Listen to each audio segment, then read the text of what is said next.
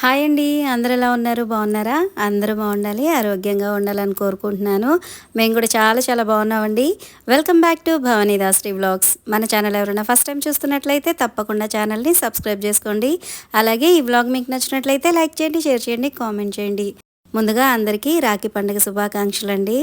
మీరందరూ కూడా రాఖీ పండుగని చాలా సంతోషంగా జరుపుకున్నారని ఆశిస్తున్నానండి. నేనైతే హైదరాబాద్ వెళ్ళడానికి అవ్వలేదు. సో నా రాఖీ కూడా మా అక్క అయితే కట్టేసింది మా అన్నయ్యకి. సో అంటే ఎవ్రీ ఇయర్ నా రాఖీ కూడా అక్కే కట్టేస్తారనమాట. కానీ అమౌంట్ మాత్రం నాకు వస్తుంది. అలాగే కావ్య కూడా మా అబ్బాయికి 2 వీక్స్ ముందే రాఖీ అయితే పంపించింది. 2 వీక్స్ ముందే ఎందుకు పంపించింది అంటే లాస్ట్ టైం అంటే కరెక్ట్ టైంకి వస్తుందిలే అని చెప్పి అది బుక్ చేస్తే చాలా లేట్గా వచ్చిందనమాట. సో అందుకని చెప్పి ఈసారి అయితే ముందే బుక్ చేసేసింది. సో తను పంపించిన రాఖీని దేవి మా అబ్బాయికి అయితే కట్టేసింది. ఇది వచ్చేసి మార్నింగ్ టైంలో అండి. కీర్తమ్మ అలాగే దేవి మా అబ్బాయికి రాఖీ కట్టడానికి వచ్చారనమాట. సో మా అబ్బాయి అయితే అప్పుడు దాకా అసలు ఫ్రెష్ అవ్వలేదు. సో వాళ్ళని చూసి అప్పటికప్పుడు వెళ్ళి మంచిగా ఫ్రెష్ అయిపోయి వచ్చేసాడు. యాక్చువల్గా అయితే ఎప్పుడు ఈవినింగ్ టైంలో రాఖీ కట్టేవాళ్ళు అనమాట. సో ఈసారి కొంచెం ఎర్లీగా కట్టేస్తాం పిన్ని, కొంచెం బయట పని ఉంది అనేసి అన్నారనమాట. యాక్చువల్గా వాళ్ళు మార్నింగ్ వస్తారని తెలియక మా అబ్బాయి అయితే అస్సలు ఫ్రెష్ అవ్వలేదు. సో వాళ్ళని చూసి ఇక అప్పటికప్పుడు హడావుడిగా స్నానం చేసేసి వచ్చి కూర్చున్నాడు. సో వాళ్ళ అక్కలు ఇద్దరు కూడా మంచిగా రాఖీ కట్టేశారు, మంచిగా బ్లెస్సింగ్స్ ఇచ్చేశారు వాళ్ళ తమ్ముడికి. తర్వాత కొన్ని ఫొటోస్ అయితే దిగారు. నేనైతే ఎవ్రీ ఇయర్ మా అన్నయ్యకి రాఖీ కట్టడం మిస్ అవుతూనే ఉంటానండి. అసలు ఎప్పుడు కుదరదు అనమాట వెళ్ళడానికి. సో అందుకని మా అక్క నా బదులు తనే కట్టేస్తూ ఉంటుంది. కానీ అమౌంట్ మాత్రం నాకే వస్తుంది అనమాట. సో ఏదేమైనా మనం పర్సనల్గా వెళ్ళి రాఖీ కడితే బాగుంటుంది కదా. సో మా అబ్బాయికి అయితే చక్కగా వాళ్ళ అక్క వాళ్ళు వస్తారు, ఎవ్రీ ఇయర్ మంచిగా రాఖీ కడతారు, మంచిగా టైం స్పెండ్ చేస్తారు. సో ఇక్కడ ఫొటోస్ దిగేటప్పుడు ఒక్కటే నవ్వుకుంటున్నారు అనమాట వాళ్ళ అక్క వాళ్ళు. ఏంటో నువ్వు ఇంత హైట్ అయిపోయావు, మేము చిన్నగా ఉన్నావు నీ పక్కన అని చెప్పి నవ్వుతూ ఉన్నారనమాట. ఇయర్కి వీడైతే మంచిగా హైట్ అయిపోతూ ఉన్నాడు. సో లాస్ట్ ఇయర్ కూడా కొంచెం హైట్ ఉన్నాడు, ఈ ఇయర్ అయితే ఇంకా హైట్ అయిపోయాడు అనమాట. వాళ్ళ అక్క వాళ్ళు ఇంకా బెటర్ అండి. నేనైతే ఇంకా షార్ట్గా ఉంటాను మా అబ్బాయి పక్కన. సో అదే చెప్తున్నాను అనమాట. సో మీరన్నా పర్వాలేదమ్మా, నేనైతే వాడి పక్కన నిల్చుంటే మరీ పొట్టిగా అనిపిస్తున్నాను అని చెప్పి చెప్తుంటే ఇక ఇద్దరు కూడా నవ్వుతూ ఉన్నారు. సో ఇక్కడ వచ్చేసి దేవి కావ్య పంపించిన రాఖీని అయితే మా అబ్బాయికి కట్టేస్తుంది. సో ఇదండి మా రాఖీ సెలబ్రేషన్. మీకు ఎలా అనిపించిందో నాకు తప్పకుండా కామెంట్ చేయండి. నాకైతే వాళ్ళ అక్క వాళ్ళు వచ్చి మా అబ్బాయికి రాఖీ కట్టడం చాలా చాలా హ్యాపీగా అనిపించింది. సో ఇక ఇది వచ్చేసి లాస్ట్ వీక్ నేను మా వారు నెల్లూరు వెళ్ళినప్పుడు తీసిన వీడియో అండి. మార్నింగ్ 6:10కి పినాకిని ట్రైన్ ఉంటుందండి. సో అది ఎక్కామంటే నెల్లూరుకి 10 o'clock కల్లా వెళ్ళిపోతాము. సో ఈ ట్రైన్ వచ్చేసి విజయవాడ టు చెన్నై అనమాట.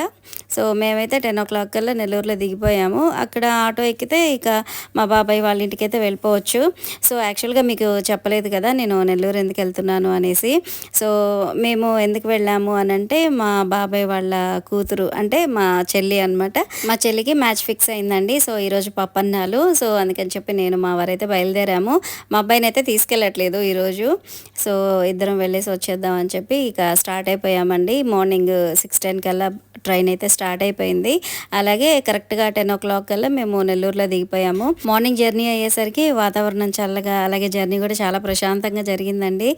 సో ఈ మధ్యకాలంలో విజయవాడలో ఎండలు మామూలుగా లేవు కదా. సో మార్నింగ్ ఆ ట్రైన్లో వెళ్తుంటే అసలు ఎంత ప్రశాంతంగా అనిపించిందంటే అంత ప్రశాంతంగా అనిపించింది. సో ఇక ఇక్కడ కృష్ణానదిలో కూడా వాటర్ అనేది చాలా ఎక్కువగా ఉంది. అంటే ఆ గేట్లు అవి ఓపెన్ చేశారు కదా. సో వాటర్ చాలా ఫుల్గా ఉన్నాయి. సో చూడడానికి కూడా చాలా బాగుండింది. అలా చూస్తూ నేనైతే ఒక మంచి స్లీప్ అయితే వేసేసానండి. తర్వాత లేచి చూసేసరికి బిట్రగుంటకి అయితే వచ్చేసాము. సో అంటే నైట్ అస్సలు నిద్ర పట్టలేదండి. 2 అయిపోయింది పడుకునేసరికి. సో అప్పుడు పడుకుని మళ్ళీ 4 o'clock కల్లా లేచి రెడీ అయ్యి స్టార్ట్ అయిపోయాము. అందుకని చెప్పి మంచిగా నిద్ర వచ్చేసింది. లేచి చూస్తే ఇక బిట్రగుంట అయితే వచ్చేసింది అనమాట. ఇది వచ్చేసి మా అమ్మమ్మ వాళ్ళ ఊరండి. సో మా చిన్నప్పుడు రెగ్యులర్గా వచ్చిన ఊరు అనమాట బిట్రగుంట అనేది. ఇక ఇది వచ్చేసి నెల్లూరు, మా నాన్న వాళ్ళ ఊరు అనమాట. సో పక్కనే ఉంటాయండి ఊర్లు. అంటే నెల్లూరు బిట్రగుంట కూడా 2 పక్కనే ఉంటాయి. సో ఇక్కడైతే ఫైనల్గా నెల్లూరు అయితే వచ్చేసాము. నేను నెల్లూరుకి వచ్చి దగ్గర ఒక 10 years అయితే అవుతుందండి. కొన్ని నెలల క్రితం నేను బిట్రగుంటకి అయితే వచ్చాను కానీ నెల్లూరు దాకా అయితే రాలేదు. సో మా అన్నయ్య పెళ్లి టైంలో వచ్చాను నెల్లూరుకి, మళ్ళీ ఇప్పుడు వస్తున్నాను. మా వారైతే ఎవ్రీ మంత్ నెల్లూరుకి వస్తూనే ఉంటారు ఆఫీస్ పని మీద. ఇక్కడ ట్రైన్ దిగిన తర్వాత నేను మా వారిని అడుగుతున్నానండి బస్ స్టాండ్ ఎక్కడ ఉంటుంది, అలాగే ఆటోలు ఎక్కడ ఎక్కాలి ఏంటి అనేది అడుగుతూ ఉన్నాను. అయితే మా వారు అలా చూస్తున్నారు అనమాట. ఏంటి నీకు నిజంగా తెలీదా, ఇక్కడే పుట్టావు కదా, ఆటో ఎక్కడ ఎక్కాలి ఏంటి నీకు తెలీదా అని చెప్పని అడుగుతున్నారు. యాక్చువల్గా అయితే నాకు 9 ఇయర్స్ ఉన్నప్పుడే నేను హైదరాబాద్ వెళ్ళిపోయానండి. అంటే మా నాన్నకి ఆఫీస్ది ట్రాన్స్ఫర్ వస్తే సో 94లోనే మేము హైదరాబాద్ వెళ్ళిపోయాము. సో నాకు 9 ఇయర్స్ ఉన్నప్పుడే వెళ్ళిపోవడం వల్ల నాకు అక్కడ పెద్దగా ఏమీ తెలీదనమాట. అంటే అమ్మ, నాన్న ఎక్కడికైనా వెళ్ళేటప్పుడు తీసుకెళ్తే అంటే ఎక్కడికి తీసుకెళ్తే అక్కడికి వెళ్ళడం, రావడం తప్ప నాకేమీ తెలీదు. మా తాతయ్య వాళ్ళ ఇంటికెళ్తే అక్కడ ఉన్న మా బాబాయ్ వాళ్ళ ఇల్లులు అవి తెలుసు. లేదంటే నేను పుట్టిన ఊరు ఏదైతే ఉందో అది మాత్రం తెలుసు. అంతేగాని పలానా ప్లేస్ ఇక్కడ ఉంటుంది, ఇది ఇక్కడ నుంచి అక్కడికి వెళ్ళాలి అలాంటివన్నీ నాకు అస్సలు తెలీదనమాట. నాన్న వాళ్ళతో వెళ్ళడం, రావడం తప్ప నాకేమీ తెలీదు. సో అదే చెప్తున్నాననమాట. నాకు ఇక్కడ అంత ఏమీ ఐడియా లేదు. సో మీరు తీసుకెళ్తే వెళ్ళడమే మా ఇంటికి కూడాను అని అంటే ఆయన నవ్వుతున్నారనమాట. మీ ఇంటికి నేను తీసుకెళ్ళాలా, నువ్వు నన్ను తీసుకెళ్తావా అని చెప్పానని ఇక్కడ నవ్వుతూ ఉన్నారు. సో ఇక్కడ ఫైనల్గా బయటకు వచ్చేసి మేమిద్దరం ఆటో అయితే ఎక్కేసాం అనమాట. అంటే డైరెక్ట్ ఆటో తీసుకున్నాము బాబాయ్ వాళ్ళ ఇంటికి. సో మా అదృష్టం ఎలా ఉంది అని అంటే ఆటో అతను ఎవరైతే ఉన్నారో అతనికి అసలు అది అడ్రస్ తెలియదంట. అంటే మీ వాళ్ళకి ఫోన్ చేసి కొంచెం రూట్ మ్యాప్ తీసుకోండి, అంటే లైవ్ లొకేషన్ తీసుకోండి, దాన్ని బట్టి వెళ్దాము అనేసి అంటున్నాడు. అంటే చిన్నోడే అబ్బాయి.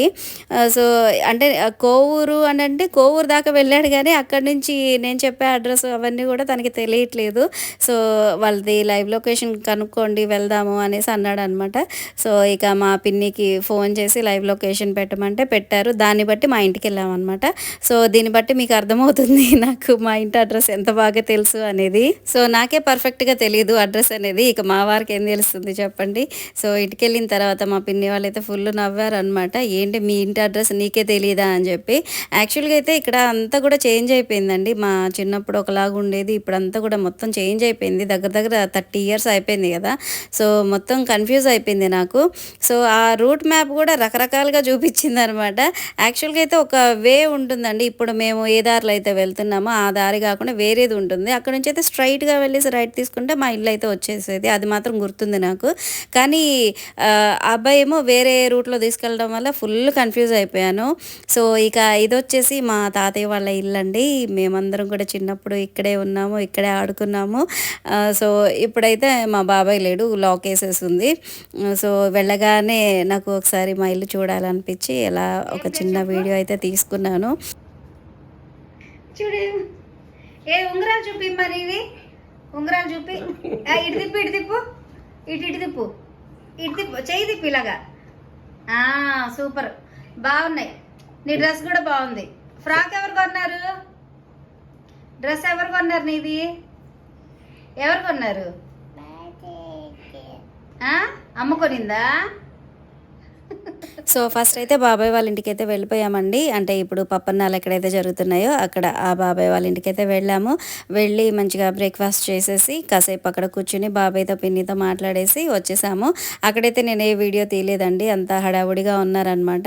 అలాగే మా చెల్లి కూడా మంచిగా రెడీ అవుతూ ఉంది. సో తనని డిస్టర్బ్ చేయడం ఎందుకులే అని చెప్పి నేను మా వారైతే మా పెద్ద బాబాయ్ వాళ్ళ ఇంటికి అయితే వచ్చాము. ఆ చిన్న పాప వచ్చేసి మా చెల్లి వాళ్ళ పాప అండి. ఇక్కడ కనిపిస్తుంది కదా మా చెల్లి, సో వాళ్ళ పాప అనమాట. ఫుల్ యాక్టివ్ ఉంది, అలాగే చాలా క్యూట్గా కూడా ఉంది. సో ఇక మధ్యాహ్నం వచ్చేసి లంచ్ అయితే చేస్తున్నాము. అన్ని ఐటమ్స్ చాలా టేస్టీగా ఉన్నాయండి. మా లంచ్ చేసేసుకొని కాసేపు మాట్లాడుకొని తర్వాత మళ్ళీ పెద్ద బాబాయ్ వాళ్ళ ఇంటికి అయితే వెళ్ళాము. సో ఇక్కడైతే నేను వీడియోస్ అయితే ఏమీ తీయలేదండి, అంత హడావుడిగా ఉన్నారు. ప్లస్ ఇది ఓన్లీ పప్పన్నాలే కదా, సో ఎంగేజ్మెంట్కి మంచిగా వీడియో అవన్నీ తీయొచ్చులే అని చెప్పి నేను వీడియోస్ ఏవి తీయలేదు. సో ఇక ఇది పెద్ద బాబాయ్ వాళ్ళ ఇల్లు అనమాట. అక్కడ పాప చూడండి ఐస్ క్రీమ్ తింటుంది అనమాట. అస్సలు అన్నమే తినలేదు. సో ఐస్ క్రీమ్ చూస్తే పిల్లలు ఇక అన్నమేం తింటారు.